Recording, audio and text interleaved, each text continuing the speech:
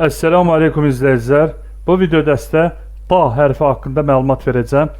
Ərəb əlifbasının 16-cı hərfi ta hərfidir. Bu hərfin məxrəci, yəni çıxış yeri bundan öncə keçdiyimiz tə və dəl hərflərinin məxrəcinə çox yaxındır. Belə ki, bu hərf dilin ucunu yuxarı kəsici dişlərin və ya üst ön dişlərin kökünə şiddətli bir şəkildə toxundurmaqla tələffüz edilir. Azərbaycan dilində olan t və d səslərinin qarışığı və qalın formasıdır. Səslənməsini necə salaq? Ta, ta, ta.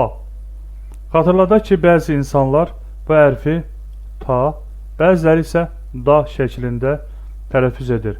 Bu yanlışdır. Bu iki hərfin qarışığı mütləq olmalıdır. Da, da, da. Bəziləri isə bu hərfi tə hərfi ilə səhv salır. Tə hərfi incə hərfdir. Bu hərf isə qalın hərfdir. Tə, ta, tə, ta. Ekranda ta hərfinin müstəqil kəlmənin əvvəlində, ortasında və sonunda yazış formaları əks olunub. Gəlin bu hərfi praktiki olaraq yazmağa çalışaq. İlk öncə müstəqil formasını yazaq. Yuxarıdan aşağı doğru düz xətt çəkirik. Daha sonra soldan sağa doğru eyni ilə sad hərfində olduğu kimi çəkirik. Bir daha yazıram.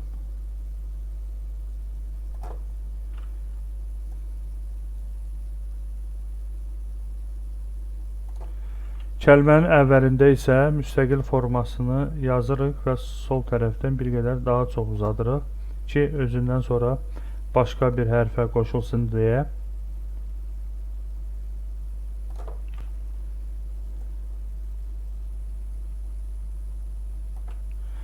Kəlmənin əvvəlində isə, daha doğrusu ortasında isə kəlmə əvvəl formasını yazıb sağ tərəfdən çıxıntı qoymaq kifayətdir ki, həm özündən əvvəl, həm də özündən sonra başqa bir hərfə birləşsin deyə.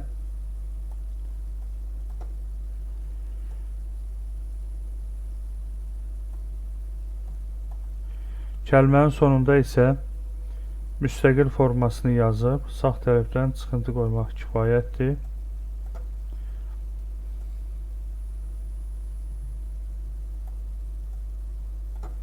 Ya da əvvəlcədən sağdan olan çıxıntını qoyaq.